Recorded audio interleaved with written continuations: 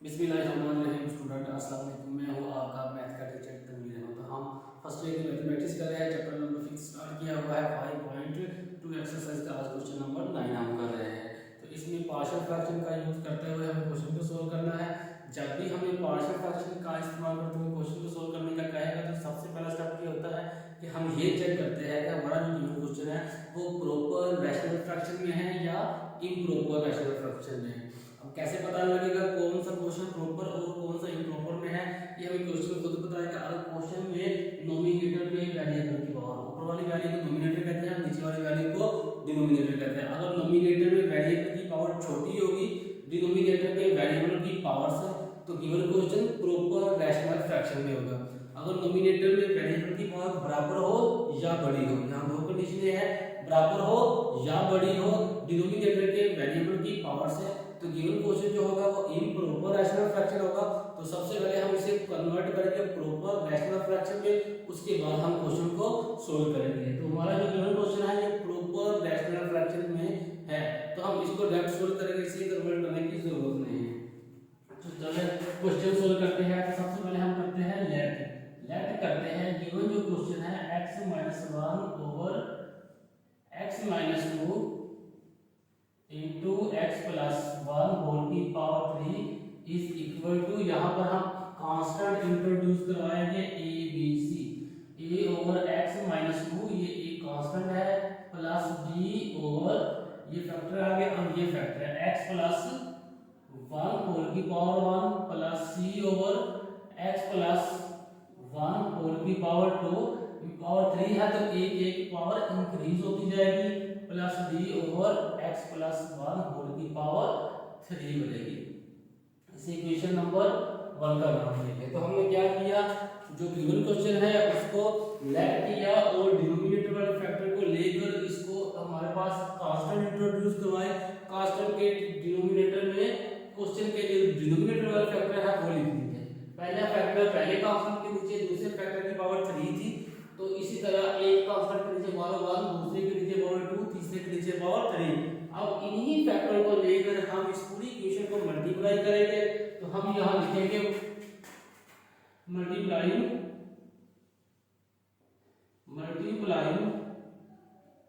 Bye x-2 into x plus 1 whole की power 3 on both side, दोनों तरफ इन दो फैक्टर से मल्टीप्लाई करेंगे। जब इन फैक्टर को इन दोनों फैक्टर से मल्टीप्लाई करेंगे ये दोनों वैल्यू आपस में कैंसिल हो जाएगी, तो हमारे पास ऊपर वाली वैल्यू बचेगी, तो इसे हम लिखेंगे x-1।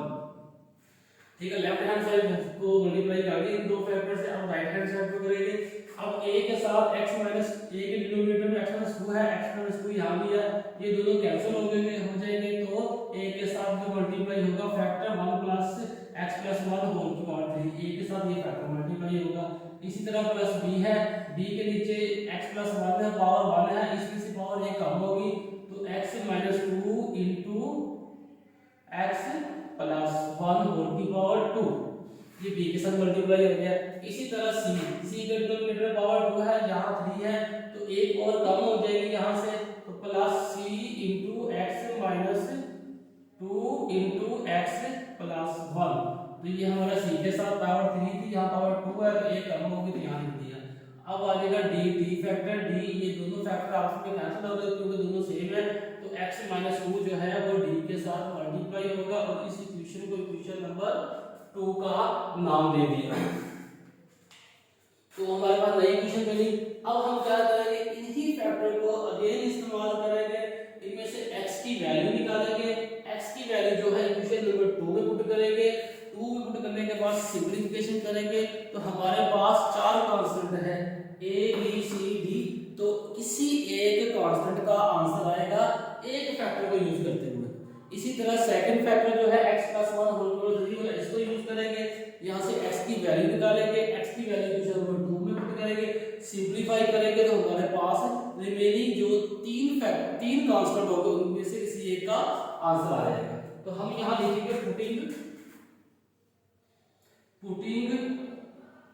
x-2 equal to 0 in equation number 2। Equation number 2 में ही पुट करेंगे, तो यहाँ से x का आंसर क्या आएगा, x इज इक्वल टू 2। ये -2 है, इक्वालिटी के दूसरी तरफ जा कर ये +2 बनेगा। अब हमारे पास x की जगह पर 2 पुट करना है।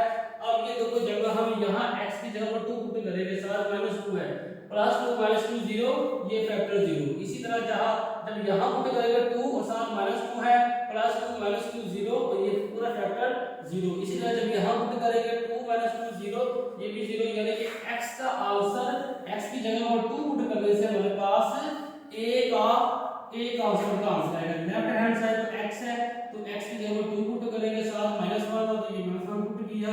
उसके बाद a है तो x की +1 है, x की जगह पर 2 पुट करना है, तो ये 2 + 1 आ जाएगा। तो यहाँ पर बचेगा 1 इज इक्वल टू 3a। तो हमारे पास a का क्या आंसर आएगा, a इज इक्वल टू 1/3। ये एक कांस्टेंट का आंसर आ चुका है हमारे पास। अब हमारे पास दूसरा फैक्टर क्या है, यही स्टेप अगेन रिपीट करेंगे। ठीक है, x की वैल्यू निकालेंगे, यहां से x की वैल्यू -1 आएगी, इस इक्वेशन में पुट करेंगे, तो ये जो तीन कांस्टेंट है, इन तीनों में से किसी एक का आंसर आएगा। अब हम लिखेंगे पुटिंग सेकंड फैक्टर को 0 के बराबर पुट करेंगे, putting x + 1 = 0 in equation number 2। Equation number 2 में ही वैल्यू को पुट करना है, इक्वेशन नंबर 1 में नहीं पुट करना। तो यहाँ से x का आंसर क्या आएगा, -1।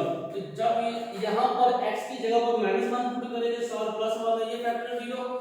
यहाँ -1 पुट करेंगे, +1 है, साथ ये फैक्टर 0। यहाँ -1 पुट करेंगे, साथ +1 है, तो ये फैक्टर 0। a b c तीन फैक्टर 0 हो जाएंगे। यहाँ -1 पुट करेंगे, साथ -2 है, ये -3 बनेगा। तो यहाँ से d का आंसर आएगा। लेफ्ट हैंड साइड पर x है, तो x की जगह -1 पुट करना है, साथ -1 भी है, तो ये -1 इक्वल टू यहाँ आ जाएगा d into -1 -2 is equal to -3d, और 0 0 से -1 से cancel, 2 is equal to 3d आ जाएगा। 2 इज इक्वल टू 3d।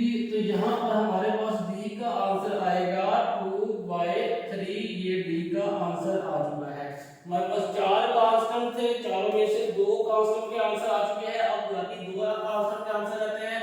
आगे हमारे पास कोई फैक्टर मौजूद नहीं, अगर कोई फैक्टर मौजूद होता तो हम ये प्रोसीजर अगेन रिपीट करते, तो बाकी जो 2 कांस्टेंट हैं इन दोनों में से किसी एक का आंसर आ जाता।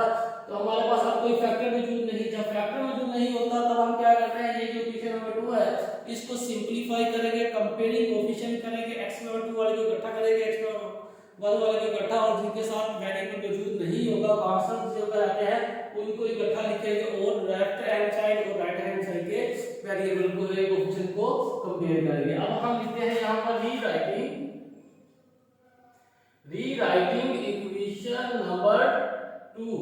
इक्वेशन नंबर 2 को मजीद हम यहाँ पर सिंपलीफाई करेंगे।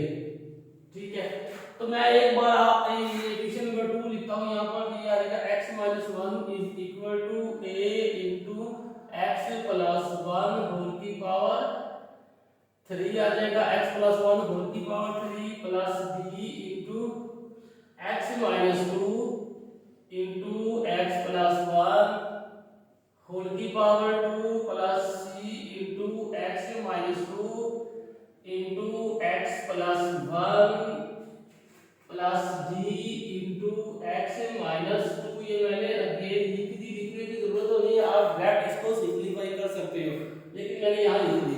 अब ये 2-3 फार्मूले होते हैं, a प्लस b होल की पावर 3, ये फार्मूला होता है। किसके बराबर होता है, a की power 3 plus 3ab into a plus b plus b की पावर 3।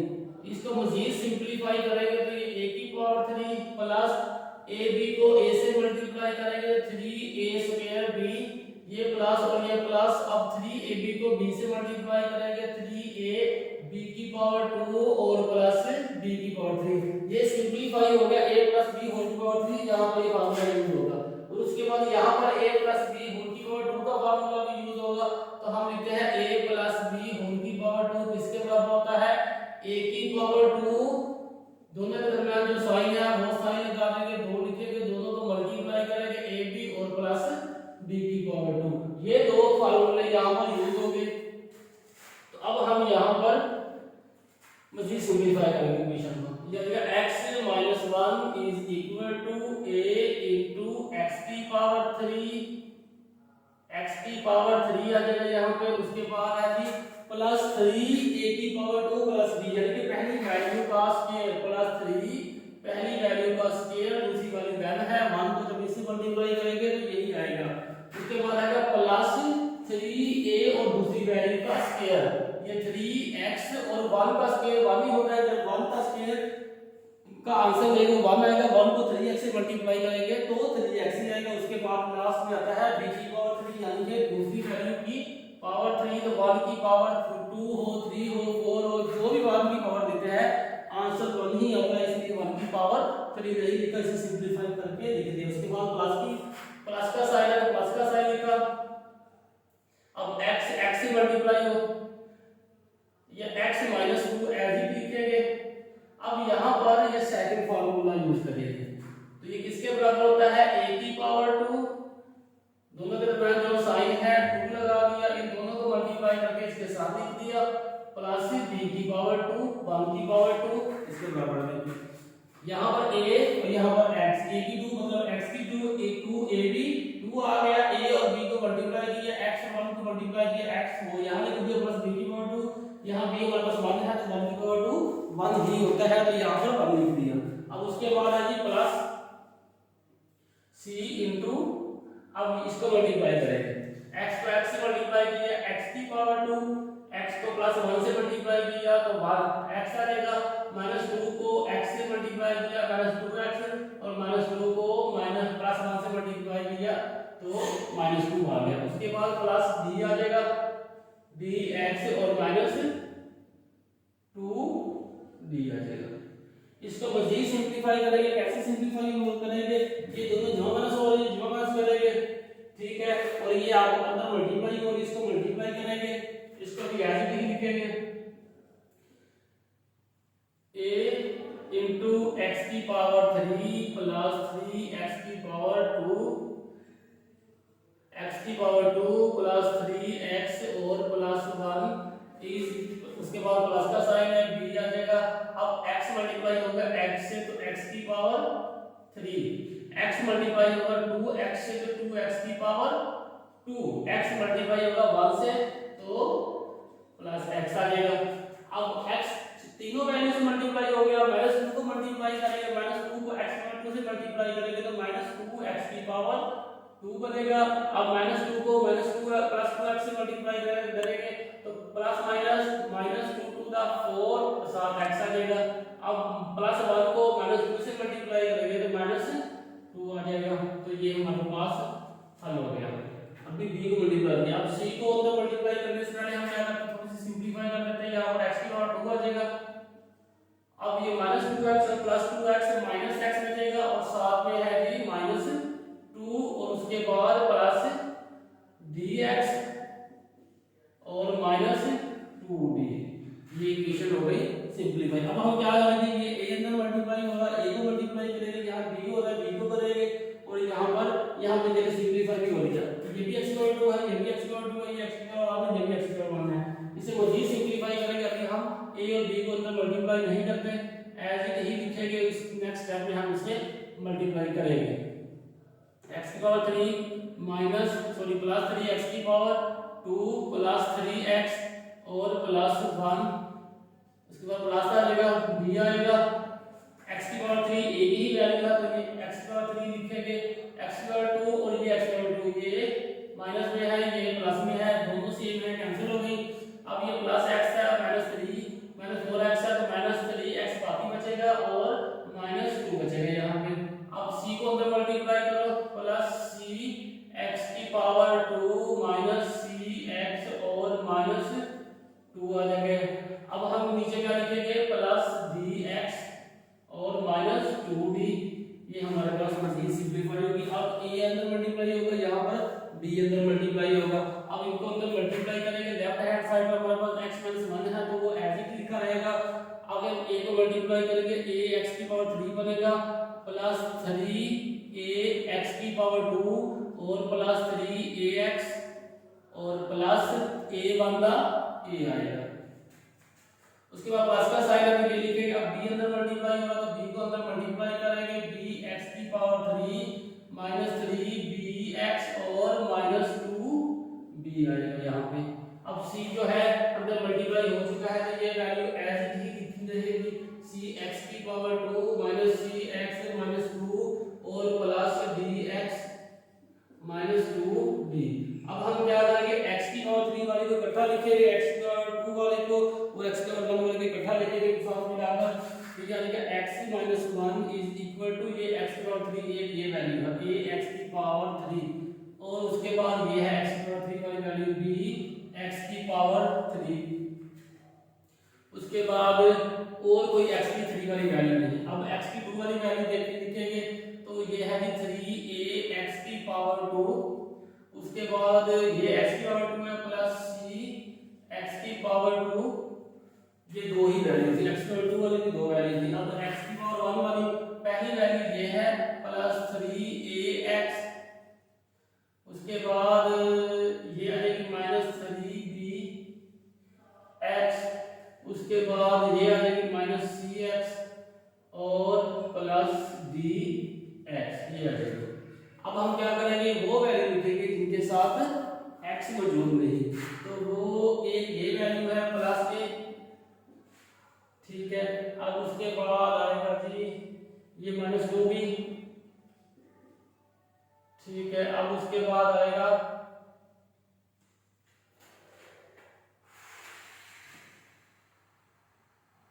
यहाँ c मल्टीप्लाई होगा, जब c को x बटा 2 से मल्टीप्लाई करेंगे cx बटा 2 माइनस cx माइनस 2c, ठीक है। यहाँ भी c आ जाएगा तो ये माइनस 2b माइनस 2c और माइनस 2d। अब हम क्या करेंगे, इन दोनों वैल्यूज में से देखो क्या चीज कॉमन आ रही है और इन दोनों वैल्यू में से क्या चीज कॉमन आ रही है। पहली दो वैल्यू में जो x की पावर 3 कॉमन आ रही है तो हम इसे लिखेंगे a plus b into x की पावर 3। अगली वैल्यू में से 3a plus c plus 3b है यहाँ पे, ठीक है। x की पावर नहीं ये दो है 3a प्लस c, ये x की पावर 2 बन गया, बाहर कॉमन आ गया। अगली तीन वैल्यू में से क्या कॉमन आ रही है, इन तीनों में से x कॉमन आ रहा है तो ये 3a minus 3b minus c plus b into x आ जाएगा। और ये वैल्यू एज इट रहने देंगे a minus 2b minus 2c और माइनस 2b। अब हम क्या करेंगे, यहाँ कंपेयरिंग कोफिशिएंट करेंगे, हमारे पास a और d का आंसर आएगा, आ चुका है। इसको कंपेयर करेंगे d का आएगा आंसर, इसको कंपेयर करेंगे तो c का आएगा। अब यहाँ लिखेंगे comparing coefficient, comparing coefficient of x की पावर 3 एंड x की पावर 2। यहाँ लिखेंगे फॉर x की पावर 3, इसके लिए लेफ्ट हैंड साइड पर x की पावर 3 मौजूद नहीं। अगर x की पावर 3 वैल्यू मौजूद नहीं तो इसका मतलब ये है कि x की पावर 3 का कोफिशिएंट लेफ्ट हैंड साइड पर 0 है, तो ये 0 लगा दिया। राइट हैंड साइड पर ये है a प्लस b, हमें पता है a किसके बराबर है, ये 3 डाल लगाकर a बराबर 1/3 के, तो a 1/3 के है तो यहाँ पर a की वैल्यू पुट करेंगे 1/3 प्लस b और हमारे पास b किसके बराबर आ जाएगा, ये प्लस 1/3 है, इस तरफ आकर माइनस हो जाएगा तो b का आंसर आ जाएगा 1 माइनस 1/3। अब हमारे पास a b d c नहीं है, अभी तक c का कांस्टेंट का आंसर नहीं है जो यहाँ से आएगा।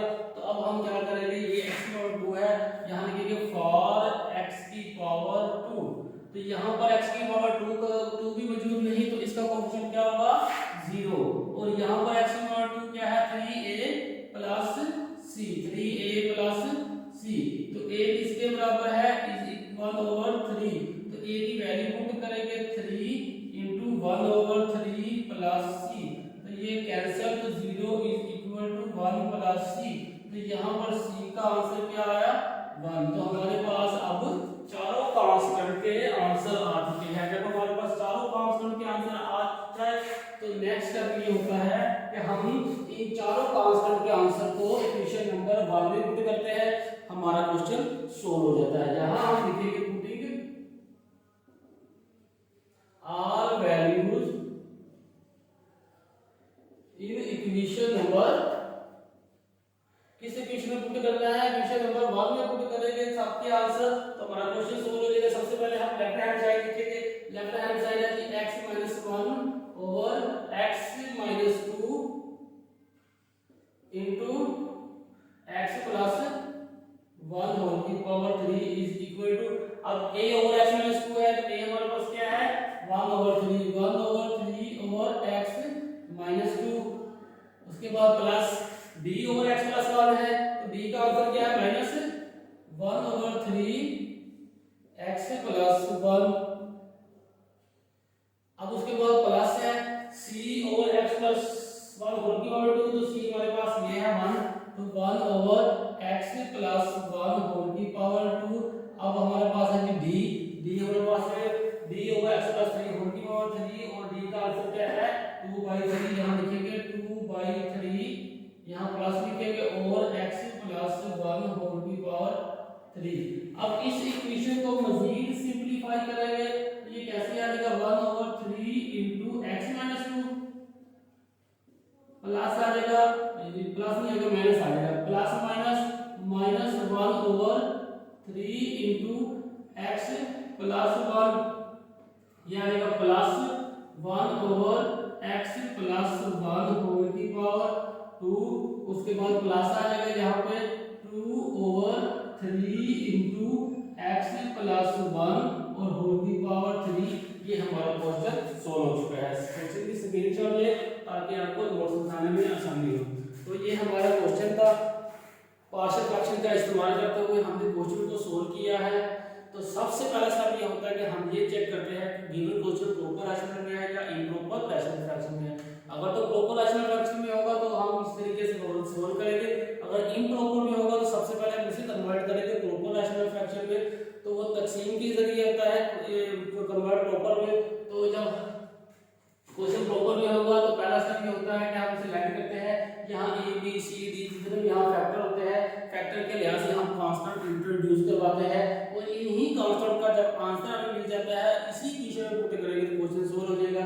तो नेक्स्ट स्टेप ये होता है कि इन फैक्टर को लेकर हम पूरी इक्वेशन से मल्टीप्लाई करते हैं, नई इक्वेशन बनती है, इसे इक्वेशन नंबर 2 का नाम देते हैं। थर्ड स्टेप ये होता है कि हम क्या करते हैं, इन्हीं फैक्टर को लेकर बारी-बारी x की वैल्यू फाइंड करते हैं, जो भी x की वैल्यू होती है इक्वेशन नंबर 2 में पुट करेंगे, तो जो हमारे पास कांस्टेंट होंगे जितने भी होंगे उनमें से किसी एक का आंसर आएगा। अब यहाँ पर एक बात याद रखना, जब किसी एक कांस्टेंट का आंसर आ चुका पहले आ जाए, अगेन उसका आंसर नहीं आएगा, किसी और कांस्टेंट का आंसर आएगा। दो फैक्टर थे, दो के हमने कांस्टेंट के आंसर प्रूव कर लिए। अब हमारे पास चार कांस्टेंट है, दो के आंसर आ चुके हैं, दो के निकालने हैं और कोई फैक्टर नहीं है जिसको हम ये तरीके पर इस्तेमाल करते हुए हम और उसके वैल्यू निकाल सकते हैं। तो हम क्या करेंगे, इसी इक्वेशन को डिवाइड करेंगे, सिंपलीफाई करेंगे, सिंपलीफाई करने के बाद कंपेयर कोएफिशिएंट करेंगे, यानी कि x पावर 3 वाले को इकट्ठा लिखेंगे, सिंपलीफाई करने के बाद x पावर 2 वाले को इकट्ठा लिखेंगे, x पावर 1 वाले को इकट्ठा लिखेंगे, और जिनके पास वैल्यू नहीं लगा हुआ वो वैल्यू कांस्टेंट मिलाते हैं उसको अलग लिख देंगे। जब ये सिंपलीफाई हो जाएगा और नेक्स्ट स्टेप ये होता है कंपेयरिंग कोएफिशिएंट करते हैं। अब x की पावर 3 का कोएफिशिएंट क्या है a + b, यहां x की पावर 3 नहीं मौजूद, अगर नहीं मौजूद तो उसका कोएफिशिएंट क्या है 0, तो ये 0 लिखा, और यहां पर जो कोएफिशिएंट है वो लिखे, a का आंसर मौजूद था वो लिखा, हमारे पास इस तरह b और c का आंसर आ गया। तो ये इक्वेशन जब सारी सब कांस्टेंट का आंसर आ जाए तो इक्वेशन नंबर 1 में पुट किया, ये दो स्टेप है, इसके बाद सिंपलीफाई किया, हमारा क्वेश्चन सोल्व हो गया। तो ये क्वेश्चन का अगर आपको समझ लगी हो तो वीडियो को लाइक करें और चैनल को सब्सक्राइब करें। अगर आपको क्वेश्चन की समझ नहीं लगी तो नीचे कमेंट्स करें ताकि आपको मैं मजीद बेहतर तरीके से समझाया जा सके।